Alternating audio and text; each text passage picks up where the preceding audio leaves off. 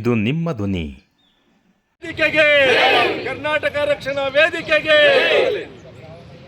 ಚಳುವಳಿ ಡಾಕ್ಟರ್ ಚಲಪತಿ ಗೌಡ್ರಿಗೆ, ಕರ್ನಾಟಕ ಮಾತೆಗೆ, ಕರ್ನಾಟಕ ಮಾತೆಗೆ. ಏನೇ ಬರಲಿ, ಏನೇ ಬರಲಿ, ಎಲ್ಲಿವರೆಗೂ ಹೋರಾಟ, ಕಾವೇರಿ ನಮ್ಮದು. ಅಂಬರೀಶ್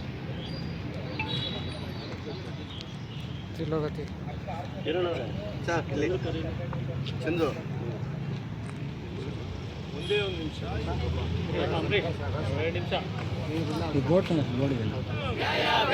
ಬೇಕೇ ಬೇಕು ತಾಯಿ ಭುವನೇಶ್ವರಿಗೆ, ಭುವನೇಶ್ವರಿ ತಾಯಿಗೆ.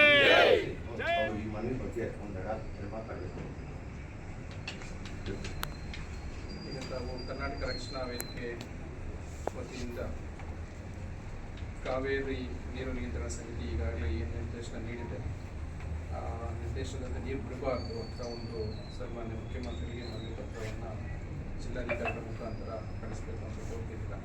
ಈ ಕೂಡಲೇ ಈ ಮನವಿಯನ್ನು ತಾವೇನು ಒತ್ತಾಯ ಮಾಡ್ತಿದ್ದೀರ ಅದನ್ನು ಜಿಲ್ಲಾಧಿಕಾರಿಗಳ ಮುಖಾಂತರ ಸನ್ಮಾನ್ಯ ಮುಖ್ಯಮಂತ್ರಿಗೆ ಕಳಿಸ್ತೀವಿ. ಎಲ್ಲರಿಗೂ ನಮಸ್ಕಾರ.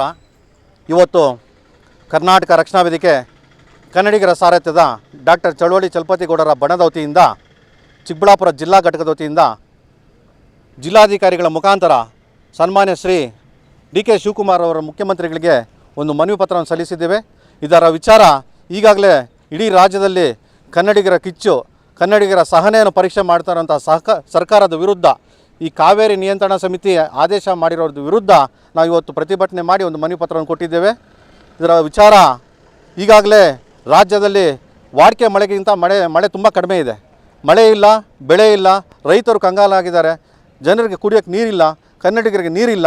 ಇಂಥ ಸಮಯದಲ್ಲಿ ಎಲ್ಲೋ ದೆಹಲಿಯಲ್ಲಿ ಕೂತ್ಕೊಂಡು ಕಾವೇರಿ ನಿಯಂತ್ರಣ ಸಮಿತಿ ಪ್ರತಿ ದಿವಸ 3500 ಕ್ಯೂಸೆಕ್ ನೀರನ್ನು ತಮಿಳುನಾಡಿಗೆ 15 ದಿವಸಗಳ ಕಾಲ ಹರಿಸಬೇಕಂತ ಹೇಳಿದ್ರೆ ಕಾವೇರಿಯಲ್ಲಿರೋ ನೀರೆಲ್ಲ ಸಂಪೂರ್ಣ ಖಾಲಿ ಆಗುತ್ತೆ. ಕನ್ನಡಿಗರು ನೀರಿಗಾಗಿ ಹಾಹಾಕಾರ ಹೇಳುತ್ತೆ, ಕುಡಿಯೋ ನೀರಿಗಾಗಿ ಪರಿಸ್ಥಿತಿ ತುಂಬ ಸಮಸ್ಯೆ ಆಗುತ್ತೆ. ಇಂಥ ಸಮಯದಲ್ಲಿ ಆ ಕಾವೇರಿ ನಿಯಂತ್ರಣ ಸಮಿತಿಯವರು ಮೊದಲಿಗೆ ನಮ್ಮ ಕರ್ನಾಟಕದಲ್ಲಿರುವಂತಹ ನೀರಿನ ಲಭ್ಯತೆ ನೋಡಬೇಕು, ಅದರ ಜೊತೆಗೆ ಆ ಲಭ್ಯತೆ ಆಧಾರದ ಮೇಲೆ ಬೇರೆ ರಾಜ್ಯಕ್ಕೆ ಬಿಡಬೇಕು. ಅದು ಬಿಟ್ಟು ಏಕಾಏಕಿ ಆದೇಶ ಮಾಡಿಬಿಟ್ರೆ ಕನ್ನಡಿಗರು ಸುಮ್ಮನೆ ಇರೋಕ್ಕಾಗಲ್ಲ.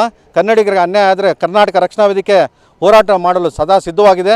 ಯಾಕಂದರೆ ನಮ್ಮ ಕರ್ನಾಟಕ ರಕ್ಷಣಾ ವೇದಿಕೆ ನಾಡು, ನುಡಿ, ನೆಲ, ಜಲ, ಭಾಷೆ ಬಗ್ಗೆ ಯಾವುದೇ ಹೋರಾಟಕ್ಕೂ ಸಿದ್ಧವಾಗಿದೆ.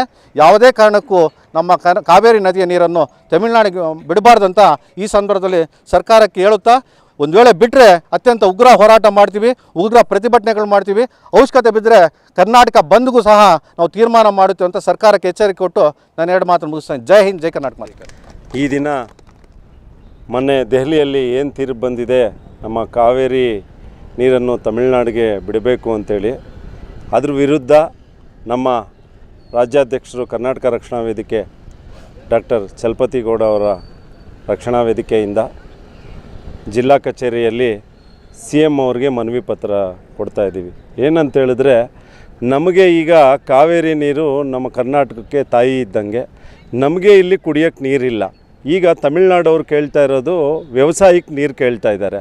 ಸೊ ನಮಗೆ ಕರ್ನಾಟಕದಲ್ಲಿ 12 ಜಿಲ್ಲೆಗೆ ಕಾವೇರಿ ನೀರು ಮೇಲೇ ನಾವು ಅವಲಂಬಿತರಾಗಿದ್ದೀವಿ. ಅದೇ ಥರ ಬೆಂಗಳೂರು ಮಹಾನಗರ ಲಕ್ಷಾಂತರ ಜನ ಇದ್ದಾರೆ, ಅಲ್ಲಿ ಎಲ್ಲ ಪ್ರತಿ ಮನೆಗೂ ಕಾವೇರಿ ನೀರೇ ಯಲಹಂಕವರೆಗೂ ಬರುತ್ತೆ. ಅದೇ ಥರ ಆದ್ದರಿಂದ ನಾವು ಯಾವುದೇ ಕಾರಣಕ್ಕೂ ನೀರನ್ನ ಬಿಡೋಕ್ಕಾಗಲ್ಲ. ದಯವಿಟ್ಟು ಮುಖ್ಯಮಂತ್ರಿಗಳಿಗೆ ನನ್ನ ಮನವಿ ಏನಂತ ಹೇಳಿದ್ರೆ, ಕೋರ್ಟ್ ಆದೇಶ ಏನೇ ಇರ್ಬೋದು, ನೀವು ನಿನ್ನೆ ಸರ್ವಪಕ್ಷಗಳ ಸಭೆ ಕರೆದಿದ್ದೀರಾ, ಅದೇ ಥರ ಎಲ್ಲ ಕನ್ನಡ ಪರ ಸಂಘಟನೆಗಳನ್ನ ಕರೆದು ಅವ್ರ ಹತ್ರ ಮಾತಾಡಿ ಯಾವುದೇ ಕಾರಣಕ್ಕೂ ನಾವು ನಮ್ಮ ನೀರನ್ನು ಯಾಕೆಂದರೆ ಈ ಸರಿ ಮಳೆ ಕಡಿಮೆ ಆಗಿದೆ, ಈಗ ನಮಗೆ ಒಂದು 65% ಕುಂದುಕೊರತೆಗಳಿದೆ. ಯಾವುದೇ ಕಾರಣಕ್ಕೂ ನೀರನ್ನ ತಮಿಳ್ನಾಡಿಗೆ ಬಿಡಬಾರ್ದು. ಅಕಸ್ಮಾತ್ ಅವರ ಇದಕ್ಕೇನಾದರೂ ನೀವೇನಾದರೂ ಅವ್ರ ಫೋರ್ಸ್ಗೆ ಇದು ಮಾಡಿಬಿಟ್ರೂ ನಮ್ಮ ರಕ್ಷಣಾ ವೇದಿಕೆಯಿಂದ ಉಗ್ರ ಹೋರಾಟ ಇರುತ್ತೆ ಅಂತ ಎಚ್ಚರಿಕೆಯನ್ನು ಹೇಳ್ತಾ ಇದ್ದೀನಿ. ಧನ್ಯವಾದ.